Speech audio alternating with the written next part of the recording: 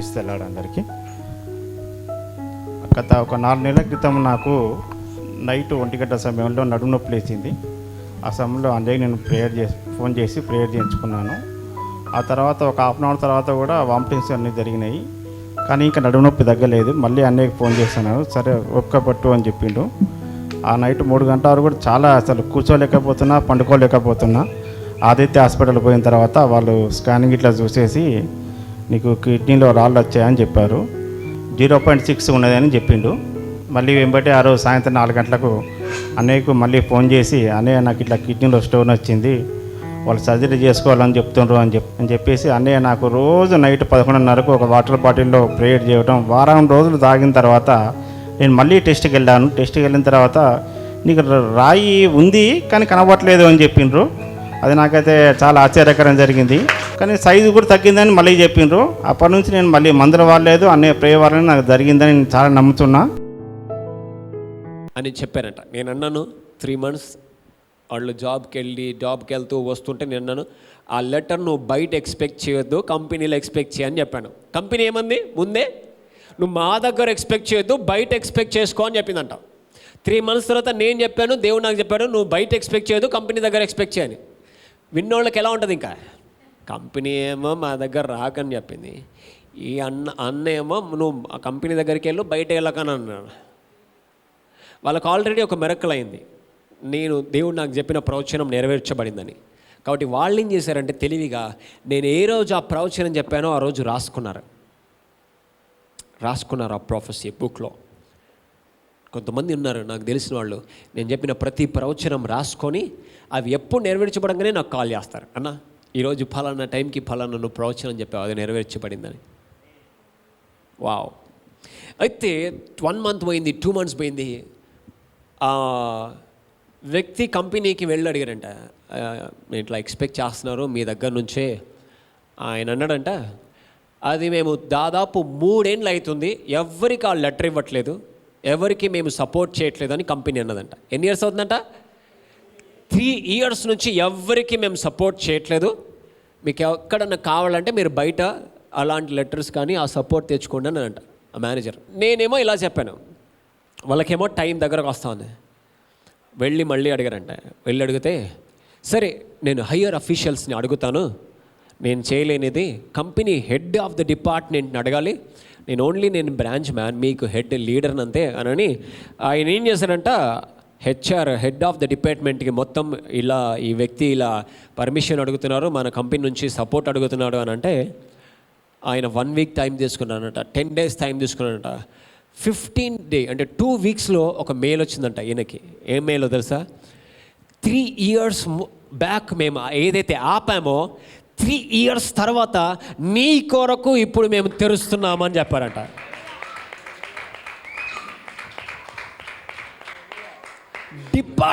Department ఏ rule అయితే pass చేశారో ఆ రూల్ని చేంజ్ చేసి ఆ ఒక్క వ్యక్తి కొరకు వాళ్ళందరూ ఆ ఫైల్ని రిలీజ్ చేశారండి.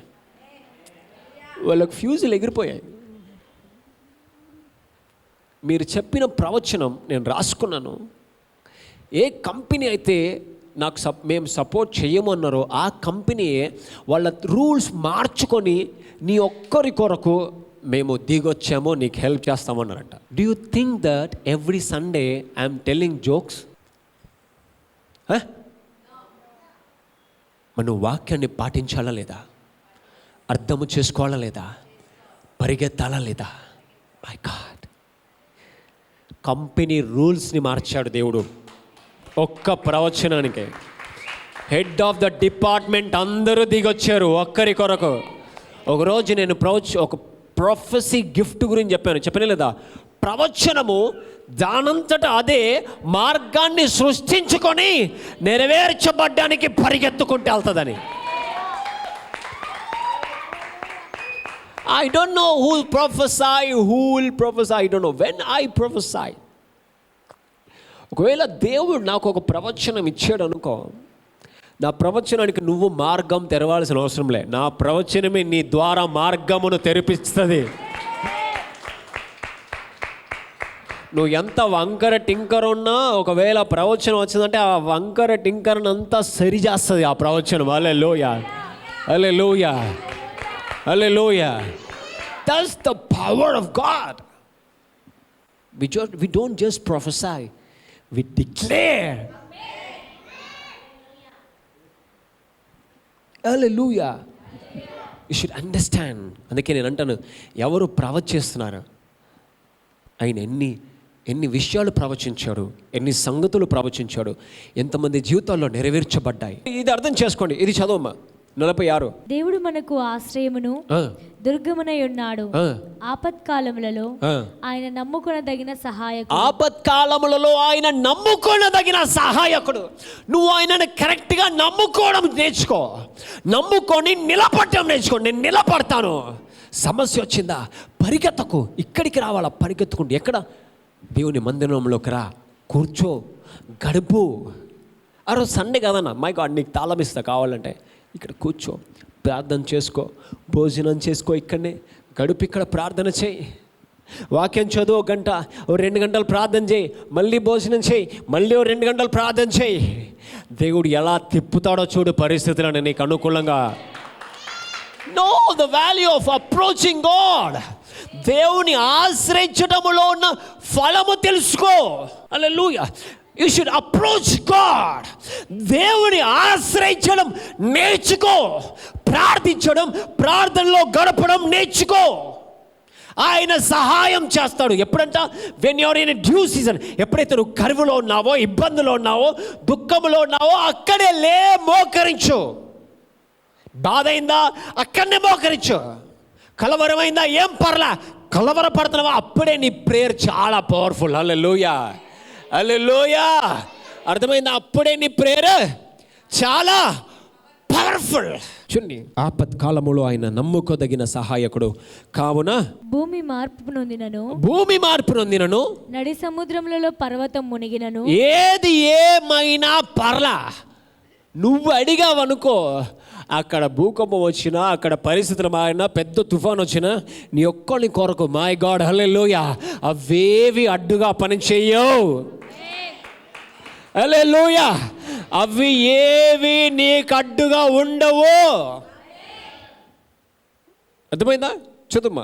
భూమి మార్పు నొందినను నడి సముద్రములలో పర్వతములు మునిగినను. నడి సముద్రములలో పర్వతములు మునిగినను. వాటి జనములు ఘోషించుచు నురుగు కట్టినను. ఆ పొంగునకు పర్వతములు కదిలనను. ఆ పొంగునకు పెద్ద పెద్దయే కదిలినాయండి. ఆ సమస్యలు వస్తే పెద్ద పెద్ద వాళ్ళే కూలారు. మనమెంత, ఓ నువ్వెంత అని నువ్వు అనుకోవడం కాదు. దేవుడు అనాలా నువ్వెంత అని. ఆయన అనట్లే, నువ్వు రాజు అంటున్నాడు, నువ్వెందుకు అంటున్నావు, నేనెంత నువ్వెంత అని. దేవుడు అన్నాడా నిన్ను నువ్వెంత నువ్వు అనుకోవడానికే. నువ్వు అనొద్దు. Don't lose your tongue. నేను ప్రతిసారి చెప్తాను, ఎవ్రీ టైం చెప్తాను, నీ నోటిని జాగ్రత్తగా కాపాడుకో. చెప్పండి, నా నోరు జాగ్రత్తగా ఉండు, కంట్రోల్లో ఉండు. హల్లెలూయా. ఎంతమందికి అర్థమైంది? చూడండి, ఆ పొంగుకు పర్వతములు కదిల. ఎప్పుడైనా ఆ నీరుకి సముద్రం దగ్గర చూసారా, ఆ నీరు అల్లకి వాటర్ అన్నీ నురుగ్గా మారుతాయి తెలుసా. నురుగ్గా మారి ఫోమ్గా తయారై, ఆ ఫోము గట్టిగా ఉంటుందంట. అది ఈజీగా ఉండదు. ఆ ఫోముకు ఆ కొండకు కూడా కదులుతుందంట. అంత ఆ నురుగుకి అంత బలం ఉంటుందంట. అర్థమైందా లేదా? ఆ నురుగుకి ఏది కూడా ఇట్లా కదిలే అంత బలము నురుగు కలిగి ఉంటుందంట. కానీ చదువుమా. ఆ పొంగునకు పర్వతములు కదిలినను మనము భయపడము. ఏంటంట, ఏది మారినా, ఏది పరిస్థితి మారినా నువ్వు ఒకటి నేర్చుకోవాలి అక్కడ, నేను భయపడను. హల్లెలూయా, హల్లెలూయా. ఏదేమైనా నేను భయపడను. హల్లెలూయా, హల్లెలూయా. నువ్వేమనాలంట, నేను చెప్పాల, నేను ఏముంది అక్కడ, నేను భయపడను. హల్లెలూయా. అయ్యో ఆయన ఆఫీసర్ అండి, ఆయన నీ మాట విన్నాడు, ఆయన నా కొరకు మారతాడు. హల్లెలూయా. నీ కొరకు భయాన్ని పుట్టిస్తాడేమో, కానీ నా కొరకు దేవుడు ఆయన లోపలనే కనికరాన్ని పుట్టిస్తాడు. హల్లెలూయా. హల్లెలూయా. ఎంతమందికి అర్థమవుతుంది? ఆ పొంగునకు పర్వతములు కదిలినను మనము భయపడము. మై గాడ్, యూనో, దేవుడు ఆయన బిడ్డలకి ధైర్యముగా ఉండడము నేర్పిస్తాడంట.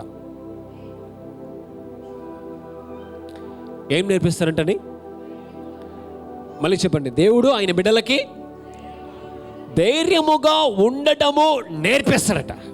ఇప్పుడు చూడండి, ఈ పాత నిబంధనలో ఐగుప్తు ప్రజలకి ఇజ్రాయెల్ ప్రజలు వాళ్ళని ఎప్పుడైతే చూసారో, ఐగుప్తు ప్రజలంటే ఇజ్రాయెల్ ప్రజలకు భయం కలుగుతుంది. ఎందుకంటే వాళ్ళు అంత ఘోరమైన చాకిరి అక్కడ చేశారు, కష్టపడ్డారు, దెబ్బలు తిన్నారు, పస్సులు ఉన్నారు, చాలా నష్టాన్ని చూశారు. అందుకే వాళ్ళ లోపల ఒక భయం అనేది ఉందంట. ఐగుప్తు ప్రజలంటే భయం. చూడండి, వాళ్ళు ఐగుప్తులో నుంచి బయటకు వచ్చారు, ప్రయాణము చేస్తున్నారు. ఒక దగ్గరికి వచ్చి ఆగారంట. ఒక దగ్గరికి వచ్చి ఆగి, ఎక్కడ ఆగారు? వాళ్ళని మంచిగా ఒక బ్యూటిఫుల్ గార్డెన్లో ఆగలా, అక్కడ సముద్రం ఒడ్డు దగ్గర ఆగారంట. అటు పోవడానికి లేదు, నీళ్ళున్నాయి, ఇటు వెళ్ళడానికి లేదు. వెనకాల ఐగుప్తు ప్రజలు ఉన్నారు, రాజు సైన్యం. అక్కడ ఆగారు. అక్కడ ఆగంగానే వాళ్ళ లోపల బల్లా భయం మొదలైందంట. ఆ భయం ఏంటో తెలుసా? వాళ్ళు మోషేతో అంటారు, మోషే, ఐగుప్తులో సమాధులు లేవని మమ్మల్ని ఇక్కడికి తీసుకొచ్చావా చంపడానికి అని అన్నారంట. మళ్ళా వాళ్ళ లోపలికి వచ్చిన భయం ఏంటో తెలుసా? చావు భయం. హల్లెలూయా. దేవుడికి తెలుసు, నువ్వు ఎంత ఇజ్రాయెల్ ఐగుప్తులో నుంచి బయటకు వచ్చినా ఐగుప్తు అనగానే భయపడుతున్నావు. కాబట్టి ఇక్కడ నువ్వు ఆగు, నువ్వు ఇక్కడ ఆగు. ప్రభువా, ఇక్కడేం ఆగాలి ప్రభువా? ముందుకెళ్తానేమో నీళ్ళున్నాయి, వెనక్కి ఐగుప్తులు ఉన్నారు. ఇక్కడేం చేయాలా? ఇక్కడికే ఐగుప్తు ప్రజలను పట్టుకొని వస్తా. హల్లెలూయా. నువ్వు ఉన్న దగ్గరికే ఐగుప్తు ప్రజలను పట్టుకొని వస్తా. హల్లెలూయా, హల్లెలూయా. ఆ ఐగుప్తు ప్రజలను పట్టుకొని వచ్చి, రాజును సైన్యాన్ని పట్టుకొని వచ్చి, వారిని దేవుడు ఆరిన నేలలో దాటిపిస్తాడని నడిపించి, అదే వీళ్ళు దేనికైతే భయపడ్డారో ఆ భయాన్ని దేవుడు ముంచేశాడంట నీళ్ళ లోపల. ఆ భయము వాళ్ళ లోపల నుంచి దేవుడు తీశాడు. ఈరోజు నువ్వు ఏ పరిస్థితి నిన్ను శోధించినా, కలవరపరచిన, ఇబ్బందిలో పెట్టిన, లేమిలో పెట్టాలని ప్రయత్నం చేసిన, అయ్యో నాకు ఒక్కడికే రాట్లే ఉద్యోగం, నేను ఒక్కడనే చేయలేకపోతున్నాను వ్యాపారం, అందరూ చేస్తున్నారు, నాకు ఒక్కడికే తక్కువ జీతం, నా పరిస్థితే బాలా, ఇంట్లో అందరూ బాగున్నారు. నువ్వు అలా అనుకోవడానికి వీలే. నీ నోటిని నువ్వు కంట్రోల్లో పెట్టుకో. నువ్వు ఆశీర్వాదాన్ని పలకాలి, కానీ శాపమును కాదు. దీవెనను నీ లోపల నుంచి రావాలి, నష్టము కాదు. చూడండి, ఆ పొంగుకు పర్వతములు కదిలినను మనము భయపడము. దేవుడు మనకు నేర్పించాల్సింది ఏంటో తెలుసా? నేర్పిస్తున్నది ఏంటో తెలుసా? వాక్యమును అనుసరించి నడవడం అండి. అందుకే వాక్యాన్ని అనుసరించి ఏం చదివాం మనము? మీరు వినువారు మాత్రమై ఉండి మిమ్మును మీరు మోసపుచ్చుకొనకుండా. చూడండి, కేవలం వింటను నిన్ను నువ్వు మోసం చేసుకుంటావంట. నేను ఒక లెవెల్కి వెళ్ళాలి. నేను ఇప్పుడు వినడం మాత్రమే కాదు, వినడము, దాన్ని పాటించడము, దాన్ని ఫాలో అవడం కూడా చేస్తా. అప్పుడు నువ్వు వర్ధిల్లుతావంట, అప్పుడు నువ్వు పైకి లాస్తావంట, నువ్వు దీవించబడతావంట. ఆమేన్. ఒక వచనం చూద్దాం. అపోస్తల కార్యము 2వ అధ్యాయము 40 నుంచి చదువుదాం. అనేక విధములైన మాటలతో సాక్ష్యం ఇచ్చి మీరు మూర్ఖులగు ఈ తరము వారికి వేరే రక్షణ పొందురని వారిని హెచ్చరింపెను. కాబట్టి వాక్యము అంగీకరించిన వారు బాప్తిసం పొందిరి. ఆ దినమందు ఇంచుమించు 3000 మంది చేర్చబడిరి. హల్లెలూయా. ఏ పేతురు అయితే భయపడ్డాడో అదే పేతురు వాక్యాన్ని ప్రకటిస్తేంట 3,000 మంది ఒకటేసారి బాప్టిజం తీసుకున్నారంట. నువ్వు భయపడుతున్నావు, వాక్యాన్ని నెరవేర్చి నీకు ఆలోచిస్తున్నావు, వాక్యములో నిలబడ్డానికి ఆలోచిస్తున్నావు, ఇంటికి వెళ్తున్నావు మర్చిపోతున్నావు. నీకు ఒక మంచి ప్రవచనం వచ్చింది, దేవుడు నెరవేర్చాలనుకుంటున్నాడు, కానీ నువ్వు మర్చిపోయావు. నీకు ఎన్నిసార్లు దేవుడు వాక్యం బోధిస్తున్నాడు, ప్రవచనాలు వస్తున్నాయి, కానీ మర్చిపోతున్నావు. ఒకవేళ నువ్వు రాసుకొని అది పాటిస్తేనో, దాన్ని ధ్యానిస్తేనో, లేదా అది జ్ఞాపకం పెట్టుకుంటేనో అవి నెరవేర్చబడతా ఉంటే నువ్వు ఎంత ఆనందిస్తావు. హల్లెలూయా. నీకు ఆ అలవాటు ఉండాలి, రాసుకోవాలి. ఇదిగో ఈరోజు వాక్యం ద్వారా దేవుడు నాతో ఇది మాట్లాడాడు, ఐ షుడ్ రైట్. నువ్వు రాసుకో. నెరవేర్చబడకపోతే ఎవరి దగ్గరకు వస్తావు?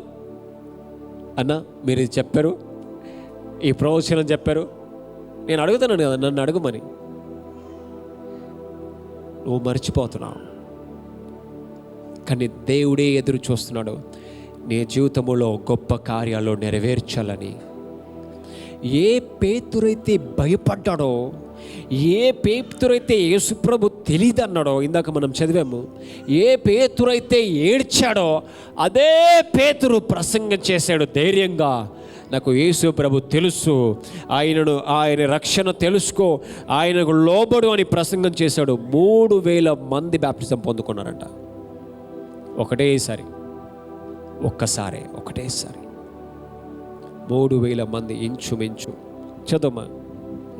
ఆ దినమందు ఇంచుమించు 3,000 మంది చేర్చబడిరి. చూడండి, ఒక్క చిన్న పాపకు భయపడ్డ పేతురు 3,000 మంది ముందు నిలబడి మాట్లాడాడు. ఒక చిన్న పాపకు భయపడ్డాడు. నువ్వు కూడా యేసు ప్రభుతో తిరిగావు, కాదు అన్నాడు. అదే పేతురు 3,000 మందికి వాక్యాన్ని చెప్పాడండి. హల్లెలూయా. నువ్వు వాక్యాన్ని పాటిస్తే, వాక్యాన్ని అర్థము చేసుకుంటే, నీ లోపలికి వచ్చే ధైర్యము నీ భయాలన్నిటి నుంచి నిన్ను విడిపిస్తుంది, నీ కలవరములన్నిటి నుంచి నిన్ను విడిపిస్తుంది, నీ ఇబ్బందికరమైన ప్రతి పరిస్థితిలో నుంచి నిన్ను విడిపిస్తుంది. హల్లెలూయా. చూడండి, వీరు అపోస్తలుల బోధయందును, సహవాసమందును, రొట్టె విరుచుటయందును, ప్రార్థన చేయుటయందును ఎడతెగక ఉండిరి. చూడండి, చాలా మందికి కంటిన్యూ ప్రేయర్, పర్సిస్టెన్స్ ప్రేయర్ అంటే చూడండి, ఎడతెగక ప్రార్థన అనేది చాలా మంది జీవితాల్లో ఉండదండి. ఎప్పుడో చేస్తావు ప్రార్థన, ఎప్పుడు చేస్తావో తెలియదు. దానియేలు గురించి, దావీదు రాజు గురించి, దినముకు 7 మార్లు నేను దేవుణ్ణి స్తుతించుచు ప్రార్థన చేయుచున్నాను అని అన్నాడని దావీదు రాజు. క్రమముగా అంటే అలవాటు చొప్పున, ఆయనకున్న అలవాటు, దానియేలుకున్న అలవాటు, యెరూషలేము తట్టు తిరిగి దినముకు 3 సార్లు ప్రార్థన చేస్తున్నాడట. మన హృదయాన్ని అనవసరమైన వాటి మీద మనం బిజీ చేయడానికి వీల్లేదు. ఒక టైం వస్తే నువ్వు నా కోసం ఏం చేస్తావంటే, ప్రభా నేను ఎవ్రీ సండే చర్చికి వెళ్ళానని చెప్తామా? అంతేనా ఇంకా మనం చేసేది? We should learn to spend time with God. Hallelujah. నేను ప్రతి ఒక్కరిని ఎంకరేజ్ చేస్తున్నాను, సండే ప్రత్యేకమైన సమయము తీసుకోండి, దేవుని సన్నిధిలో నిలబడండి, పని చేయండి. పని ఏముండదు, కానీ నువ్వు దేవుని సన్నిధిలో కనపడాలా. ఎప్పుడు ఒకదానికి నువ్వు సమయం ఇస్తావో ఆ ఇచ్చిన దానికి నువ్వు విలువనిచ్చినట్టు అర్థం. అవునా కదా? ఎవరైనా పిలిచారు 7 o'clockకి, నువ్వు 6:30కే ఉన్నావు, దాని అర్థం ఏంటి? అర్థమేంటి? నువ్వు 6:30కి ఉన్నావు, అర్థమేంటి? నేను 6:30కి రమ్మన్నారా? 7కి 6:30కి ఎందుకు ఊరికావు? చాలా సీరియస్గా చెప్తున్నాను. Should know the value of your God. First నువ్వు తెలుసుకోవాల్సింది, నీ దేవుడు ఎంత విలువైన వ్యక్తి, నీకెంత విలువిస్తున్నాడు, నిన్నెంత జాగ్రత్తగా కాపాడుచున్నాడు అనేది తెలుసుకోవాలి. నువ్వు అప్పుడు ఆయనకు విలువిస్తావు. నేను 3 గంటలకు పండుకున్నా, 4 గంటలకు పండుకున్నా, ఉదయం సండే సిద్ధపడి మళ్ళీ లెగుస్తాను, మీకంటే ఎక్కువసేపు నించుంటాను, మీరందరూ పోయిన తర్వాత పోతాను, మీ అందరికంటే ముందు వస్తాను. ఇది ఇప్పుడు కాదు నేను చేసేది, గత 10 సంవత్సరాల నుంచి 10-15 సంవత్సరాల నుంచి చేస్తున్నా. కారణం ఒకటే, ఆయన నా దేవుడు అంతే. He's my God, he's my father, I love him. Hallelujah. దేవుణ్ణి ప్రేమించాలి ఎలా అనంటే ఫస్ట్ నీకు తెలుసు వాట్ ఈజ్ లవ్ అనేది. That's the love of God that we should give to God. Hallelujah. చూడండి ఇక్కడ రాయబడింది, చూడండి ఆ వాక్యాన్ని అర్థం చేసుకున్నారో వాళ్ళు దాన్ని ఎడతెగక చేస్తున్నారంట. ఎడతెగక అంటే ఏంటండి? కంటిన్యూస్గా నువ్వు ప్రార్థన చేసి ఆపి, ప్రార్థన చేసి ఆపి. My God, what is that prayer? That's not called prayer. అది ప్రార్థన అనబడట్లా. దాన్ని అపోది నేను అడ్వాంటేజ్గా తీసుకుంటుంది. నువ్వు ప్రార్థన చేస్తున్నావు, ఆపుతున్నావు, ప్రార్థన చేస్తున్నావు, ఆపుతున్నావు, ప్రార్థన చేస్తున్నావు, ఆపుతున్నావు, ఆరాధన చేస్తున్నావు, ఆపుతున్నావు. మై గాడ్, అదేంటి? దాన్ని ఏమంటారు? దానికి నువ్వేం పేరు పెడతావు? నన్నేం పేరు పెట్టమంటావు? My God. Hallelujah, hallelujah. He is our God. He is our Abba Father. Hallelujah. ఆయనకు మనం ఏం చేస్తున్నాం, ఆయనతో ఎలా నడుస్తున్నాం అనేది చాలా ఇంపార్టెంట్. మనం ఆచారంలో పడిపోయి దేవుణ్ణి మరచిపోవడానికి కాదు, ఆచరణలో పెట్టి ఆయనతో నడవడానికి మనం. హల్లెలూయా, హల్లెలూయా. Are you there? చదవమ్మా. మీరు అపోస్తుల బోధయందును సహవాసమందును రొట్టె విరుచుటయందును ప్రార్థన చేయుటయందును ఎడతెగక ఉండిరి. అప్పుడు ఎడతెగక చేయడం నేర్చుకో. If you praying, pray in the morning. Decide అవ్వాలా. కొన్ని స్వభావాలు ఎప్పుడు పోతాయి తెలుసా? మన లోపల ప్రార్థన వచ్చినప్పుడు prayer, we should adapt prayer in our life. ప్రేయర్ని మనము ఒక అలవాటు చొప్పున మార్చుకున్నప్పుడు కొన్ని మన లోపల నుంచి వెళ్ళిపోతాయి. హల్లెలూయా. వాళ్ళు ఎడతెగక ఉన్నారట. చదువుమా 43. అప్పుడు ప్రతివానికి భయము కలిగెను. ఇప్పుడు నువ్వు ప్రతిదానికి భయపడుతున్నావు కదా, ఒక లెవెల్ వస్తుందంట. నీ లెవెల్, హల్లెలూయా, ఒక స్థాయి నీ లోపలికి వస్తుందంట. ఇది నువ్వు చదువు. అప్పుడు ప్రతివానికి భయము కలిగెను. హల్లెలూయా. ఎలా ఉందండి వచనం? అప్పుడు ప్రతి వానికి భయం కలిగనంట. వీళ్ళు ఏం చేస్తారో, వీళ్ళను కదిలిస్తే పాపం అయ్యో భూమిని తలకిందులు చేయవాడు ఇక్కడికి కూడా వచ్చారని ఉందండి. వాళ్ళకు ఒక బిరుదు వచ్చిందంట అపోస్తులకి. వాళ్ళు వాడబడే తీరు చూసి అందరూ ఒక బిరుదు ఇస్తున్నారంట. ఏం లేదో తెలుసా?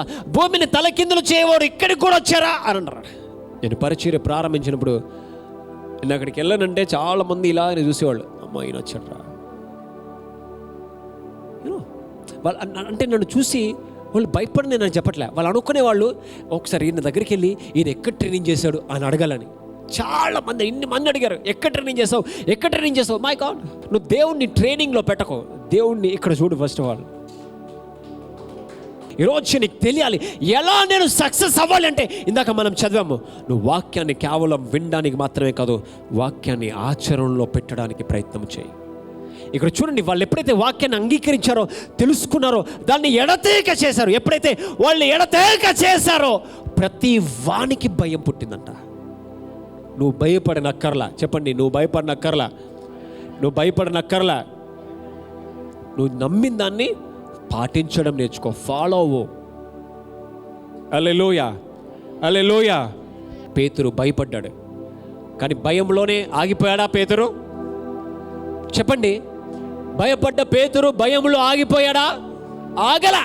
ముందుకెళ్తూ పేతురు దేవుని ఆత్మచేత నింపబడి ప్రసంగం చేస్తే 3000 మంది రక్షింపబడ్డారంట. అదే పేతురు నీడ తాకి స్వస్థత పొందిన వాళ్ళు ఉన్నారండి. హల్లెలూయా. పేతురు నీడ తాకి, చెప్పండి, ఆయన నీడ తాకి స్వస్థత పొందారంట. ఈరోజు నువ్వు భయపడ్డావేమో, కలవరపడ్డావేమో, ఇబ్బందిని చూసావేమో, కానీ ఒక సమయం రాబోచుంది నీ జీవితంలో. హల్లెలూయా. ఒక సమయము, చాలా గొప్ప సమయం వస్తూ ఉంది నీ జీవితంలో. చాలా గొప్ప సమయం వస్తూ ఉంది. ఓ నీ హృదయముతో మాట్లాడు, నువ్వు భయపడనక్కర్లా. గొప్ప సమయాన్ని దేవుడు నాకు ఇస్తున్నాడు. ఆయన నాకు గొప్ప కృప ఇస్తున్నాడు. ఆయన నా కొరకు గొప్ప మార్గాలు తెరుస్తున్నాడు. when you're seeing miracles, ఎప్పుడైతే అద్భుతాలు చూస్తావో నీ లోపల విధేయత రావాలి. హంబుల్ హార్ట్, గర్వము నీ లోపల నుంచి పోవాలి. తగ్గింపు, విధేయత నీ లోపల రావాలి. మంచి మనస్సు రావాలి నీ లోపల.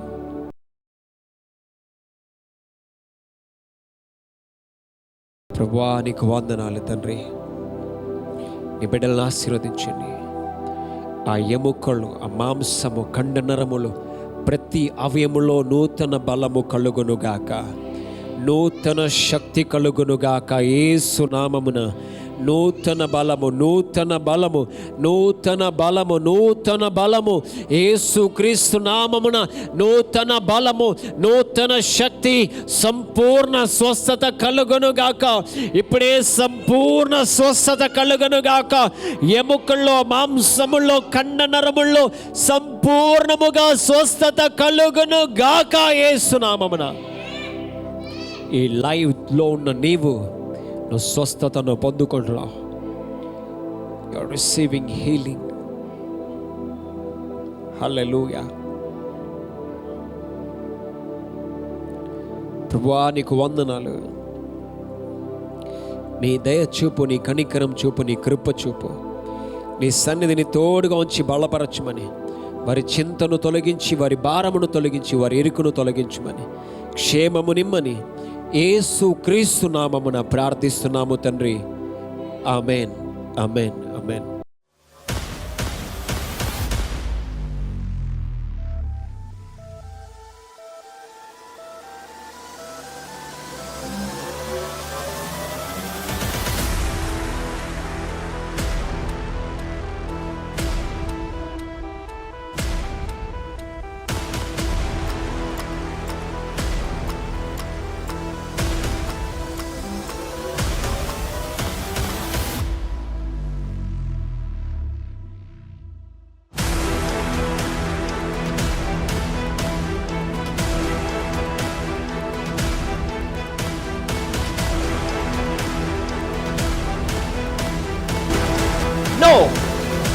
పోకున్నా పర్లా, ఎక్కడికి? దేవుడి సన్నిధికి రా. ఎందుకో తెలుసా? ఆయన నిన్ను ప్రత్యేకమైన వ్యక్తిలా తయారు చేస్తాడంట. ఓ నిన్నెవ్వరూ తయారు చేయలేరు, ఎవరు నిన్ను లేపలేరు, ఎవరు నీకు సాయం చేయలేరు. కానీ ఆయన సాయం చేస్తే, ఆయన నీతో వస్తే నువ్వు ప్రత్యేకమైన వ్యక్తిలా తయారవుతావు.